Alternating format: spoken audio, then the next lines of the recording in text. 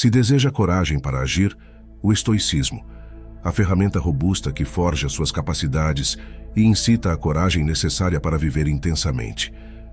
Forjado há mais de 3 séculos antes de Cristo por Zenão de Cítio, um comerciante próspero que, após perder tudo em um naufrágio, buscou respostas em Atenas. Seu caminho o levou à filosofia, onde, sob a tutela de Crates, um dos titãs filosóficos de Atenas, Zenão moldou sua própria visão de vida, dando origem ao legado inabalável conhecido como estoicismo. Diferente de outras escolas, os estoicos queriam ficar no meio do povo para discutir sobre a vida e como torná-la melhor. Por isso, o estoicismo se espalhou por Roma até o Império, com Marco Aurélio passando por escravos como Epicteto e homens influentes como Cícero. O estoicismo quebrava a regra da época de que mulheres não podiam aprender, e as mulheres faziam um tipo de reunião com as amigas chamada convivia para discutir os ensinamentos da filosofia. E é por isso que neste vídeo usaremos parte desses ensinamentos para falarmos sobre 7 coisas que devemos fazer para enfrentar o medo, formar uma imagem segura e autoconfiança. Agora, antes de seguirmos, te convido a realizar 3 ações estoicas. 1. Deixe seu like. 2. Se inscreva no canal. E 3. Ative o sino de notificações. Dessa forma, além de receber nossos vídeos assim que postarmos, você está nos ajudando imensamente. Não duvide de si mesmo. Vidas normais são marcadas pelo medo de não se achar capaz ao tentar algo novo. Epicteto, tendo nascido escravo, a chance de ser lembrado como um dos maiores professores e filósofos estoicos era quase nula. Mas, quando ganhou a oportunidade de estudar filosofia, ele definitivamente acreditava em sua capacidade de agregar valor e buscar conhecimento. Mesmo sendo apenas um escravo entre os filhos dos homens mais ricos da época, Epicteto foi contra todas as probabilidades. Com todas as dificuldades incomparáveis que enfrentou, ele se tornou o maior professor estoico no Império Romano, nos dando um exemplo para sempre acreditarmos em nós mesmos. Para muitos de nós, a confiança parece um traço de personalidade. Presumimos que, se não nascemos com isso, estamos sem sorte para o resto da vida. Então, acreditar em si mesmo pode ser difícil, principalmente quando desenvolvemos sentimentos negativos, como achar que não temos nada para oferecer ao mundo ou que não somos merecedores das coisas que temos ou queremos. No entanto, isso não é verdade. Eu, por exemplo, quando ouvia que as pessoas não poderiam mudar, desde pequeno nunca acreditei nisso. Sempre busquei formas de como podemos aprender e melhorar quem somos. Foi assim que conheci o estoicismo, mas confesso que quando ouvi a ideia de criar um canal para falar sobre o assunto, acabei sendo bastante relutante, acreditando no fundo que não tinha nada a oferecer. Hoje, quando leio os comentários e depoimentos de vocês, fico feliz de verdade com cada mudança que cada um vem fazendo em sua vida. Existem canais maiores. Não falo isso de forma alguma para nos engrandecer, mas como exemplo de que quando não acreditamos em nós, deixamos de contribuir com o que sabemos ao mundo, e isso pode fazer a diferença na vida de alguém. Se você estiver com dificuldade para enxergar todas as qualidades incríveis que tem e todas as coisas boas que pode oferecer ao mundo para torná-lo um lugar melhor, algumas atitudes simples poderão ajudá-lo a acreditar em si mesmo. Para recuperar a autoconfiança, você pode fazer um balanço de todos os objetivos que já alcançou e definir novas metas para o futuro. Fazer novos amigos, participar de conversas construtivas, obter novas perspectivas sobre a vida, buscar oportunidades de colocar seus talentos em prática e cuidar muito bem de si mesmo. Outro ponto é duvidar de si mesmo. Não deixe a dúvida, o excesso de planejamento e a superanálise transformarem você em um covarde passivo. Há um pequeno poema chamado O Dilema da Centopeia, frequentemente atribuído a Catherine Crazer, que mostra a relação entre superpensar e covardia. No poema, uma centopeia está caminhando sem problemas até que, de repente, um sapo pergunta como ela coordena todas as suas 100 pernas para se mover para a frente. A centopeia pensa sobre isso e percebe que não tem ideia. Agora, a centopeia não consegue mais andar, confusa sobre como coordenar suas pernas. Outra frase para essa condição é paralisia pela análise. Quando superpensamos, nossas ações ficam paralisadas pela confusão, e não conseguimos mais agir corajosamente como costumávamos fazer. Embora tenhamos sido obviamente agraciados com faculdades mentais que nos permitem refletir e planejar, essas faculdades existem apenas para aprimorar como agimos no presente. Há um velho ditado que diz que se um homem fosse um carvalho, em vez de 3 metros, cresceria apenas 30 centímetros, pois não acreditaria em seu próprio potencial. Fomos feitos para agir, não apenas refletir e planejar. Passar muito tempo no passado ou futuro quase sempre nos paralisa porque é o pensamento que dá origem ao medo. Mas quando nossa atenção é totalmente voltada para o momento presente, a vontade e coragem de agir são inevitáveis, porque não há mais tempo para pensar em todas as coisas que podem dar errado. Em Meditações, Marco Aurélio escreveu: concentre-se a cada minuto em fazer o que com seriedade precisa e genuína. Liberte-se de todas as outras distrações. Pare de deixar suas emoções anularem o que sua mente lhe diz. Pense com clareza. Não temos como prever nada do futuro, independentemente de estudos de previsibilidade. Sabemos que tudo pode falhar. Uma constatação disso é quando consultamos a previsão do tempo para uma viagem e, chegando o dia, ela falha miseravelmente, nos deixando presos dentro de um quarto de hotel. Mas o cenário à nossa frente podemos enxergar, e como vemos cada situação e a percebemos, é o que determina como agiremos a seu respeito. Pensar com clareza nos faz enxergar como as coisas realmente são, e não como, às vezes, nossas emoções e medos nos fazem acreditar que são. Nossos pensamentos muitas vezes estão no piloto automático, por isso estamos acostumados a julgar tudo o que encontramos. Quando enxergamos nossas vidas como eu gosto e eu não gosto, possivelmente tudo o que não gostamos de fazer se tornará um martírio, resultando em um completo sofrimento. O mesmo acontece se trocarmos por eu me sinto confiante para fazer isso, e eu não tenho segurança nenhuma para fazer isso. Mas se pensarmos em cada situação com clareza, podemos enxergar nossas atividades e obrigações, ou nossos objetivos, sem o peso das nossas emoções, medos e experiências negativas passadas. Pense no caso do Igor. Ele está tirando a carteira de habilitação, fez todas as aulas, se dedicou no final de semana treinando com o irmão, mas só de pensar no exame prático, Igor fica tão tenso e ansioso que entra em pânico. Chegando o dia do exame, Igor ficou esperando e com a ansiedade a mil, pensando que poderia falhar, que todos zombariam, que não era capaz. Na sua hora do exame, Igor soltou a embreagem de uma vez e deixou o carro morrer na hora. Ficou desapontado porque soube que não passou. O exame prático é um teste para a verificação da carteira, onde o candidato a condutor deve realizar uma prova dirigindo para demonstrar suas habilidades de direção. Mas Igor não pensou no exame com clareza pelo que realmente era, e sim por seus medos e inseguranças. Se o tivesse feito, teria avaliado suas capacidades diante do desafio, e como se preparou, confiaria em si mesmo. O estoicismo nos ensina a agir de forma mais consciente após a primeira impressão emocional. Devemos transcender a fantasia inicial e, ao invés de nos deixarmos levar por medo e insegurança, assumir o controle e agir com tranquilidade e resiliência. Quando ajustar sua mentalidade de acordo, descobrirá que nada o incomoda mais como incomodava antes e passará pela vida com muito mais facilidade. Busque soluções, não culpados. Nossos medos internos adoram procurar culpados em vez de soluções, porque isso alivia o difícil fardo de fazer uma mudança real em nós. Transferir a responsabilidade para outra pessoa parece ser uma demanda muito alta para muitas pessoas. Pedir que não culpem os outros pode soar desafiador, mas procurar culpados frequentemente produz o resultado oposto de encontrar uma solução para seus problemas. Em vez de pensar em como ou qual maneira correta de resolver, você começará a pensar sobre quem é realmente culpado pela situação.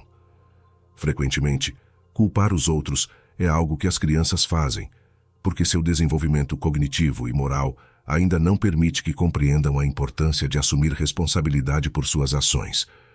O antídoto para essa tendência de culpar os outros é a humildade. Descobrir como encarar as consequências dos próprios atos e erros não é apenas um exercício de maturidade, mas um poderoso impulso para o crescimento pessoal. Aprender a assumir responsabilidade por suas ações não apenas promove o desenvolvimento pessoal, mas também contribui para a construção de relações saudáveis. A capacidade de reconhecer e aprender com os erros é uma habilidade valiosa ao longo da vida. Isso não apenas ajuda a evitar repetições de comportamentos prejudiciais, mas também incentiva o crescimento pessoal e a autenticidade. Ao cultivar a humildade e a responsabilidade, estamos no caminho certo para pensar em solucionar os problemas vivenciados, como disse Marco Aurélio.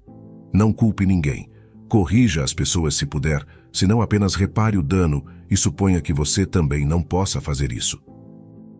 Encontre a beleza em cometer erros. Na vida, é inevitável cometer erros.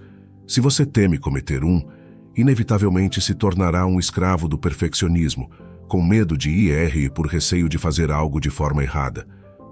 Por mais que façamos as coisas da melhor forma na busca pela excelência, a perfeição nunca será possível de alcançar. Quando existe um medo excessivo de errar e nunca se sente satisfeito com seus próprios sucessos, nos transformamos em críticos implacáveis, não apenas de nós mesmos, mas também de todos ao nosso redor. Viver constantemente em alerta máximo, analisando cada passo em busca de sinais de fracasso, é uma jornada cansativa. No entanto, há uma libertação possível desse ciclo vicioso: encontrar a beleza em cometer erros. A arte japonesa do kintsugi permite transformar um objeto quebrado em algo belo, parando as rachaduras com laca de ouro, prata ou platina. As rachaduras no objeto não são para serem ignoradas ou escondidas, mas sim para serem evidenciadas. Elas se tornam o foco central e as partes mais bonitas do objeto, e essa técnica podemos aplicar em nossos erros e também na vida. A maioria de nós carrega o peso do passado, incluindo cicatrizes, às vezes visíveis, que obtivemos ao longo do caminho. Mesmo nos dias de hoje, a fragilidade das nossas vidas pode ser aparente, e a nossa ferrugem, por assim dizer, entrelaçada na estrutura do nosso ser. A devastação do tempo deixa marcas, cicatrizes, rachaduras e marcas de danos e reparos contínuos. Muitas vezes tentamos esconder essas imperfeições, mas o kintsugi não esconde a história de quebrantamento, e sim acentua, tornando-a uma característica de beleza em vez de algo a ser escondido. A arte do kintsugi nos ensina que cada erro é uma lição esperando para ser descoberta, e cada lição aprendida apenas torna nossa alma mais bela. Como disse Marco Aurélio, se alguém puder refutar, me mostrar que estou cometendo um erro ou olhando as coisas da perspectiva errada, eu mudarei de bom grado. Estou atrás da verdade, e a verdade nunca prejudicou ninguém. O que nos prejudica é persistir na autoenganação e ignorância. Racionalize seu medo. Epicteto diz que a principal tarefa da filosofia é responder ao clamor da alma, fazer sentir e assim nos libertar do domínio de nossas tristezas e medos. Quando Epicteto se tornou professor, ele enfatizou a racionalização de nossos medos. Ou seja, se analisarmos meticulosamente cada um dos nossos medos, veremos que não há base real para muitos deles. A única razão pela qual sentimos medo é que há um medo maior, o de ser julgado socialmente. Quando tememos perder nossos empregos, por exemplo, não é apenas porque nos tornamos desempregados e temos medo. É também pelo olhar crítico dos outros, uma ansiedade alimentada pela possibilidade de sermos rotulados como fracassados na vida diante de todos. Epicteto nos desafia a reconhecer que, em muitos casos, esses medos são na verdade desejos. Ele nos orienta a discernir entre o que é realmente uma necessidade e o que não é. Os medos que não são uma necessidade real não precisam ser temidos, e não devemos nos apegar emocionalmente a eles. Epicteto nos estimula a olhar profundamente para o nosso medo como um primeiro passo para nos livrarmos do medo irracional. Hoje em dia, o mundo nos empurra medos que desafiam a lógica. Nosso mundo é marcado por posses excessivas e pelo consumismo, desenvolvendo tantos medos e ansiedades que é fácil sucumbir à ilusão de que cada desejo é uma necessidade vital para a nossa existência. Devemos reconsiderar o que tememos hoje e filtrar os medos que são racionais daqueles que apenas pensamos serem racionais, mas acabam não sendo na realidade. Uma das maneiras pelas quais Epicteto incentiva as pessoas a superarem os medos é estudando filosofia. No caso de Epicteto, foi a filosofia que o fez atingir uma consciência tão elevada de seus medos e de como lidar com eles. A filosofia é um remédio para ver a vida como ela realmente é. Ela capacita nossas mentes, tornando-nos mais preparados para discernir entre as coisas que merecem nossa reflexão e as coisas que deveríamos abandonar. Tornamo-nos mais conscientes de nossos medos e se eles são racionais ou irracionais. Podemos procurar dar sentido aos nossos medos nos desafiando, assim como aqueles que escalam montanhas especificamente porque temem a altura. Sempre se lembre, se o medo fosse um oceano, então você é um ser humano que pode sair desse oceano, não um peixe que nada nele sem parar. Se humilhe para aprender. Embora possa parecer estranho à primeira vista, se humilhar e coragem estão intimamente ligados. Na história A Roupa Nova do Imperador, 2 vigaristas visitam o imperador e tentam lhe vender um traje. Eles dizem que o traje é especial e muito nobre, mas é invisível para aqueles que são tolos ou incompetentes. Intrigado, o imperador, que gosta de gastar o dinheiro do reino em luxos para si mesmo, faz uma encomenda do traje. Ao ser concluído, os vigaristas mostram ao imperador seu traje, que na verdade não existe. Mas o imperador, incrivelmente vaidoso, não quer ser considerado tolo ou incompetente. Assim ele diz que está feliz com seu traje e o usará no próximo desfile. O imperador exibe seu novo traje diante de seus súditos. É apontado por um menino que diz: "O imperador está nu, o imperador está nu." Essa pequena história ilustra a conexão entre orgulho e covardia. Quando você é muito orgulhoso, também torna-se covarde. Teme coisas que possam ferir seu ego, assim como o imperador, que não admitiria que não conseguia ver o traje inexistente, com medo de parecer tolo e incompetente. Portanto, humilhe-se e você se tornará mais corajoso. Não tenha medo de cometer erros, estar errado ou ferir seu ego. Ou como Marco Aurélio disse: lembre-se quão pequena é sua parcela de tempo, quão breve e fugaz é sua alocação dele. Destino, quão pequeno é o papel que você desempenha nele. Não tema. O julgamento alheio. Nas palavras de Epicteto, se você se sentir tentado a buscar aprovação externa, perceba que comprometeu sua própria integridade. Se precisar de uma testemunha, seja você mesmo. Na era de Epicteto, havia um grupo de pessoas chamadas sofistas. Eles eram intelectuais que sabiam debater e eram mestres da retórica. No entanto, um sofista também era alguém que buscava a aprovação. Entrar num debate não seria para buscar novos conhecimentos, mas sim para mostrar às pessoas o quanto ele é falante, culto e inteligente. A diferença entre um sofista e um estoico é que um sofista busca conhecimento para ser aplaudido pelo outro, e um estoico busca conhecimento para melhorar a si mesmo, sem se preocupar com os outros. E é exatamente isso que Epicteto quer de nós. Se sua motivação para aprender for apenas a aprovação dos outros, isso comprometerá sua integridade como ser humano. Quando se vive obcecado por aprovação, você terá medo de explorar coisas novas e novos horizontes para crescer como pessoa, pela única razão de que isso pode prejudicar sua reputação. Em nossa vida, qualquer direção que tomemos, encontraremos aqueles que nos edificarão e aqueles que nos derrubarão, ou pelo menos tentarão. No entanto, permanecer estático, não tomar nenhuma direção, permanecer no lugar ou nunca avançar, beneficia realmente? Qual é o benefício de não fazer nada com medo de desagradar alguém? Nessa situação, qual é a diferença entre nós e uma simples pedra? A diferença é que continuaremos a existir, mas não é apenas existir que nos torna especiais. É nossa jornada, nosso caminho e as dificuldades que enfrentamos como seres humanos que nos fazem crescer e florescer, intelectualmente e até fisicamente. As críticas ou opiniões de outras pessoas sobre nós não estão sob nosso controle. E uma vez que elas não estão sob nosso controle, não devemos dar muita importância a elas. O que está sob seu controle é a aceitação. Deveríamos aceitar que com cada ação que tomarmos, seremos julgados. Se esse for o preço que temos que pagar para alcançar nossos objetivos, então pague o preço. Não deve temer. Ao aplicar esses 7 princípios em sua vida diária, você estará no caminho para transcender as barreiras impostas pelos medos internos. A jornada em direção à coragem envolve não apenas reconhecer esses temores, mas também enfrentá-los de frente. É um processo contínuo de autodescoberta e crescimento pessoal. Ao explorar suas verdadeiras paixões e desejos, você está dando espaço para o florescimento do seu eu autêntico. Permita-se mergulhar em áreas de interesse que o motivem, desafiem e inspirem.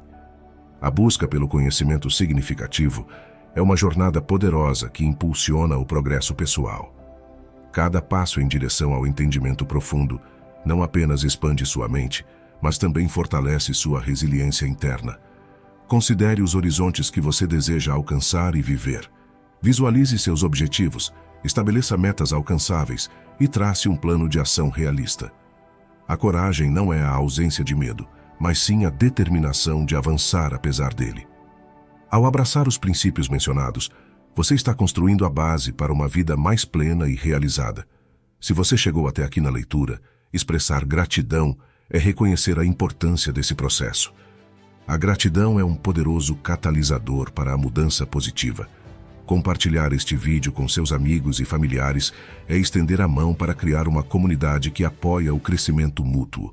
Juntos, podemos inspirar e motivar uns aos outros a superar desafios e perseguir nossos sonhos.